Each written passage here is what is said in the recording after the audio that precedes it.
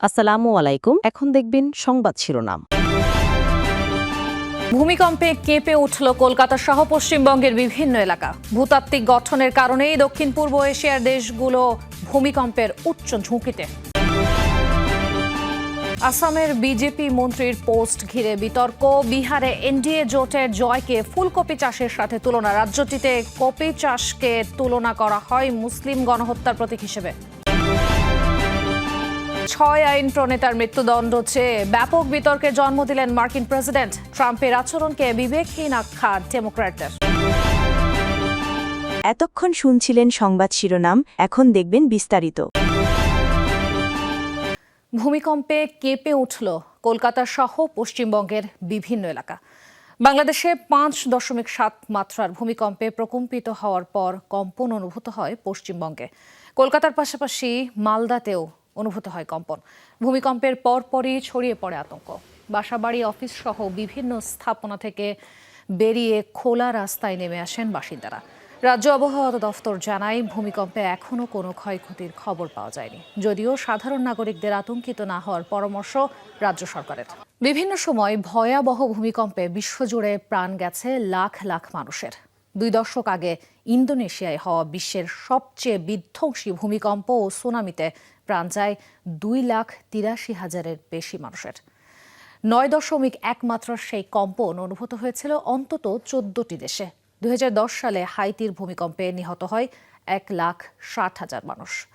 ভূতাত্ত্বিক গঠনের কারণেই দক্ষিণ পূর্ব এশিয়ার দেশগুলোর ভূমিকম্পের ঝুঁকিতে রয়েছে। 2004 সালে 26 ডিসেম্বর রীতিমতো তাণ্ডব নেমে এসেছিল ইন্দোনেশিয়ার সুমাত্রা আন্দামান দ্বীপপুঞ্জে। 19 মিনিট স্থায়ী 9.1 মাত্রার কম্পনে কেঁপে ওঠে ইন্দোনেশিয়া সহ 14টি দেশ, যাতে প্রাণ যায় 2,83,100 জনের। এটিকেই বলা হয় বিশ্বের স্মরণকালের অন্যতম ভয়াবহ ভূমিকম্প। 1 বছর পর আরেকটি বিধ্বংসী ভূমিকম্প অনুভূত হয় কাশ্মীরে। পাকিস্তান ও ভারত 2 দেশ নিয়ন্ত্রিত ভূখণ্ডেই 7.2 মাত্রার ভূমিকম্পে প্রাণ হারিয়েছিল 87,000-এর বেশি মানুষ। 2008 সালে চীনের সিচুয়ান প্রদেশে অনুভূত হওয়া ভূমিকম্পের মাত্রা ছিল 7.9। আনুমানিক 87,500 মানুষের প্রাণ নিয়েছে সেই কম্পন। নেপালে 2015 সালে স্মরণকালে শক্তিশালী 2টি ভূমিকম্পে প্রাণ হারায় প্রায় 9,000 মানুষ। ব্যাপক ক্ষতিগ্রস্ত হয়েছিল দেশটির 40% এলাকা। ভূমিকম্পের প্রভাবে বরফ ও ভূমিধস হয়েছিল এভারেস্টেও। ইতিহাস বলে বরাবরই অন্যান্য অঞ্চলের চেয়ে ভূমিকম্পে সবচেয়ে বেশি ক্ষতিগ্রস্ত দক্ষিণ পূর্ব এশিয়ার দেশগুলো। Sunda megathrust, Sumatra fault zone, Sagaing fault এবং প্রধান হিমালয় থ্রাস্টের মতো ভূমিকম্প প্রবণ ফল্টের অবস্থান এই অঞ্চলেই। বিভিন্ন সময় ভূমিকম্প তছনছ করেছে বিশ্বের অন্যান্য মহাদেশের অনেক দেশও। 2010 সালে আরেকটি বিধ্বংসী ভূমিকম্পে তছনছ হয় ক্যারিবিয়ান দেশ হাইতির বিস্তীর্ণ এলাকা। 1,60,000 মানুষ জীবন হারিয়েছিল সেই দুর্যোগে। বহু বাড়িঘর পরিণত হয়েছিল ধ্বংসস্তূপে, বাস্তুচ্যুত হয়েছিল লাখ লাখ বাসিন্দা। চলতি বছর কয়েক দশকের মধ্যে শক্তিশালী ভূমিকম্পে কেঁপে ওঠে মিয়ানমার। প্রাণ যায় কয়েক হাজার মানুষের। 7.7 মাত্রার সেই কম্পন অনুভূত হয় দক্ষিণ পূর্ব এশিয়ার অন্তত 7 দেশে। 2 বছর আগে স্মরণকালের অন্যতম ভয়াবহ দুর্যোগের সাক্ষী হয়েছিল তুরস্ক, সিরিয়া। 7.8 মাত্রার সেই ভূমিকম্পে তুরস্কেই 50,000-এর বেশি মরদেহ উদ্ধার হয়েছিল। সিরিয়ায় মেলে আরও 6,000 নিষ্প্রাণ দেহ। এছাড়াও ভূমিকম্প প্রবণ হিসেবে পরিচিত আফগানিস্তানে নিয়মিতই অনুভূত হয় কম্পন। চলতি বছর একাধিকবার ভূমিকম্প হয়েছে দেশটিতে, যাতে প্রাণ হারিয়েছে কয়েক হাজার মানুষ। বিহারের রাজনীতিতে এবার আলোচনায় ফুলকপি চাষ। সম্প্রতি বিজেপির এক মন্ত্রীর বিতর্কিত পোস্টে জন্ম দিয়েছে তুমুল সমালোচনার। রাজ্যটিতে বিজেপি জোটের জয়লাভকে কপি চাষের সঙ্গে তুলনা দিয়েছেন তিনি।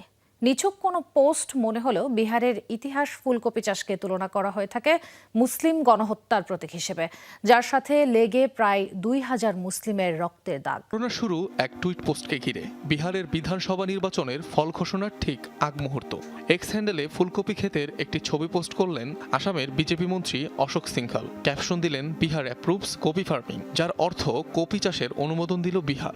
দেখে সাধারণ একটি পোস্ট মনে হলেও আদতে এটি ছিল বিহারের মুসলিমদের জন্য চরম অবমাননাকর। বিহারের মুসলিমদের কাছে একসময়কার আতঙ্ক এই ফুলকপি চাষ, কেননা এই ফুলকপির সাথে জড়িয়ে রয়েছে রাজ্যটিতে মুসলিম গণহত্যার ইতিহাস। তাই বিজেপির জয় আর বিজেপি মন্ত্রীর এমন পোস্ট ঘিরে রাজ্যটির মুসলিম জনগোষ্ঠীর মধ্যে নাড়া দিয়েছে 3.5 দশক আগেকার সে ভয়াবহ স্মৃতির কথা। 1989 সালের ঘটনা। বিহারের ভাগলপুরের গ্রামাঞ্চলে নতুন মসজিদ নির্মাণ কেন্দ্র করে কয়েকদিন ধরে চলছিল হিন্দু মুসলিম দাঙ্গা। সে সময় অযোধ্যামুখী এক হিন্দু সংগঠনের পদযাত্রা চলছিল। অঞ্চলটিতে কট্টর হিন্দুত্ববাদীদের পদযাত্রা পৌঁছালে স্থানীয়দের সাথে শুরু হয় সংঘর্ষ। ক্রমেই তা রূপ নেয় ভয়াবহ পরিস্থিতিতে। কয়েকদিন ধরে চলা সেই দাঙ্গায় প্রায় 2000 মানুষের মৃত্যুর কথা জানায় কর্তৃপক্ষ, যার 90% ছিল মুসলিম। তবে ধারণা করা হয়ে থাকে প্রকৃতপক্ষে এই সংখ্যা আরও বেশি। সবচেয়ে ভয়াবহ বিষয় হচ্ছে অঞ্চলটির মুসলমানদের হত্যার পর তা গোপন করতে মরদেহের কবরের উপর ফুলকপির চাষ করা হয়েছিল, যার প্রমাণ বেশ কিছু গবেষণাপত্রে মিলেছে। বলা হয় গণহত্যার প্রমাণ লোপাটে মরদেহগুলো প্রথমে পুকুরে ফেলে দেওয়া হয়েছিল,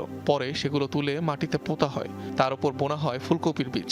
দাঙ্গার প্রায় 1 মাস পর বিভিন্ন গণকবর থেকে উদ্ধার করা হয় শতাধিক মরদেহ, যার বর্ণনা উঠে এসেছিল দাঙ্গা থেকে বেঁচে যাওয়া স্থানীয়দের মুখে। এর আগেও মুসলিম বিদ্বেষ ছড়াতে ফুলকপি চাষের প্রসঙ্গ সামাজিক মাধ্যমে তুলে ধরে বেশ কিছু হিন্দুত্ববাদী প্ল্যাটফর্ম। বিহারের জাতিগত সমীকরণ বদলে দেয়া সেই দাঙ্গা আজও ভাগলপুরের বাসিন্দাদের স্মৃতিতে তাড়া দিয়ে বেড়ায়। এখনো কপি চাষ তাদের কাছে ভিন্ন অর্থ বহন করে। দক্ষিণ আফ্রিকায় অনুষ্ঠিতব্য এবারে G20 শীর্ষ সম্মেলনে যোগ দিচ্ছে না যুক্তরাষ্ট্র। অংশ নেবেন না প্রেসিডেন্ট ডোনাল্ড ট্রাম্প। তার পরিবর্তে কোনো মার্কিন কর্মকর্তাকে পাঠানো হতে পারে সম্মেলনে। বিষয়টি নিশ্চিত করেছে হোয়াইট হাউস। কয়েকদিন আগে G20 সম্মেলন বর্জনের ঘোষণা দেন মার্কিন প্রেসিডেন্ট। দক্ষিণ আফ্রিকার শ্বেতাঙ্গ কৃষকদের ওপর সরকারের দুর্ব্যবহারের অভিযোগ টেনে তিনি এমন সিদ্ধান্ত নেন। দাবি করেন দেশটির শ্বেতাঙ্গরা হত্যারও শিকার হচ্ছে। 22 ও 23 নভেম্বরে প্রথমবারের মতো দক্ষিণ আফ্রিকায় অনুষ্ঠিত হতে যাচ্ছে G20 শীর্ষ সম্মেলন। এতে যোগ দেবেন চীন, ফ্রান্স, কানাডা ও ভারত সহ কয়েকটি দেশের নেতা। নাইজেরিয়ায় খ্রিস্টান সম্প্রদায়ের সুরক্ষায় দেশটির ওপর চাপ বাড়ানোর পরিকল্পনা করছে ওয়াশিংটন। এ লক্ষ্যে নিষেধাজ্ঞা আরোপ ও সন্ত্রাস বিরোধী অভিযানের মতো পদক্ষেপগুলো বিবেচনায় রয়েছে বলে জানিয়েছেন পেন্টাগন। এর আগে চলতি মাসের শুরুতে নাইজেরিয়ার খ্রিস্টানদের ওপর হামলার অভিযোগ তুলে সামরিক হস্তক্ষেপের হুমকি দেন মার্কিন প্রেসিডেন্ট ডোনাল্ড ট্রাম্প। তবে এই অভিযোগ অস্বীকার করে নাইজেরিয়া প্রশাসন। তাদের দাবি, দেশের জটিল নিরাপত্তা পরিস্থিতিকে ভুলভাবে তুলে ধরছে যুক্তরাষ্ট্রের এমন মন্তব্য। পাশাপাশি ছোট করছে ধর্মীয় স্বাধীনতা রক্ষায় সরকারের ভূমিকাকেও। 6 ডেমোক্রেট আইন প্রণেতার মৃত্যুদণ্ড চেয়ে এবার ব্যাপক বিতর্কের জন্ম দিলেন মার্কিন প্রেসিডেন্ট ডোনাল্ড ট্রাম্প। তাদের প্রকাশিত এক ভিডিওকে কেন্দ্র করে এই আইন প্রণেতাদের রাষ্ট্রদ্রোহীও আখ্যা দিয়েছেন তিনি, যার জেরে বিরোধীদের তুমুল সমালোচনার মুখে পড়েছেন মার্কিন প্রেসিডেন্ট। হোয়াইট হাউস অবশ্য বলছে এই আইন প্রণেতারা শাস্তিযোগ্য অপরাধ করলেও ট্রাম্প বাস্তবে তাদের মৃত্যুদণ্ড দিতে চান না। ক্ষুব্ধ হয়েই এমন প্রতিক্রিয়া করেছেন তিনি। বিতর্কের শুরু এই ভিডিও নিয়ে, যাতে দেখা যায় ডেমোক্রেটিক পার্টির 6 আইন প্রণেতা মার্কিন প্রেসিডেন্ট ট্রাম্পের নির্দেশ অমান্য করতে আহ্বান জানাচ্ছেন সেনা সদস্যদের। ওই 6 আইন প্রণেতাই যুক্তরাষ্ট্রের সামরিক এবং গোয়েন্দা সংস্থার সদস্য ছিলেন। মূলত দেশটির বিভিন্ন অঙ্গরাজ্যে অবৈধ অভিবাসী বিরোধী অভিযানের জন্য ন্যাশনাল গার্ড মোতায়েনের প্রতিবাদ করে আসছে ডেমোক্রেটরা, যার জেরে বানানো হয়েছে এই ভিডিও। নিজের আদেশ অমান্য করার আহ্বান জানিয়ে বানানো ভিডিওকে ভালোভাবে নেননি ট্রাম্প। 6 আইন প্রণেতাকে রাষ্ট্রদ্রোহী আখ্যা দিয়ে দাবি করেছেন তাদের শাস্তি হিসেবে মৃত্যুদণ্ড হওয়া উচিত। ট্রাম্পের ওই মন্তব্যের ক্ষুব্ধ প্রতিক্রিয়া দেখাচ্ছে ডেমোক্রেটরা। তার আচরণকে বিবেকহীন, অগ্রহণযোগ্য ও বিপজ্জনক আখ্যা দেওয়া হচ্ছে। আমাদের হাউস অব রিপ্রেজেন্টেটিভ ও সিনেটের দেশপ্রেমিক সদস্যদের ট্রাম্প জীবননাশের হুমকি দিয়েছেন, যা অগ্রহণযোগ্য, বিবেকহীন এবং মার্কিন মূল্যবোধ বিরোধী। যারা দেশের সেবা করেছেন তাদের বিরুদ্ধে রাষ্ট্রদ্রোহের অভিযোগ আনা এবং তাদের হত্যার পরামর্শ দেয়া বিপজ্জনক। ট্রাম্প প্রশাসনের দাবি, ক্ষুব্ধ হয়ে ওই পোস্ট দিলেও বাস্তবে তাদের মৃত্যুদণ্ড চাননি মার্কিন প্রেসিডেন্ট। পাশাপাশি ডেমোক্রেট নেতাদের বিতর্কিত ভিডিওর সমালোচনা করেন হোয়াইট হাউসের মুখপাত্র ক্যারোলিন লেভিট। বলেন, কংগ্রেস সদস্য হয়েও তারা সহিংসতাকে উস্কে দিয়ে শাস্তিযোগ্য অপরাধ করেছেন। আমাদের সেনাবাহিনীর শৃঙ্খলা ভেঙে গেলে বিশৃঙ্খল পরিস্থিতি তৈরি হতে পারে। সংবিধান মেনে চলার শপথ করার পরও আপনারা সহিংসতাকে উস্কে দিচ্ছেন। আপনারা যা করছেন তা শাস্তিযোগ্য অপরাধ।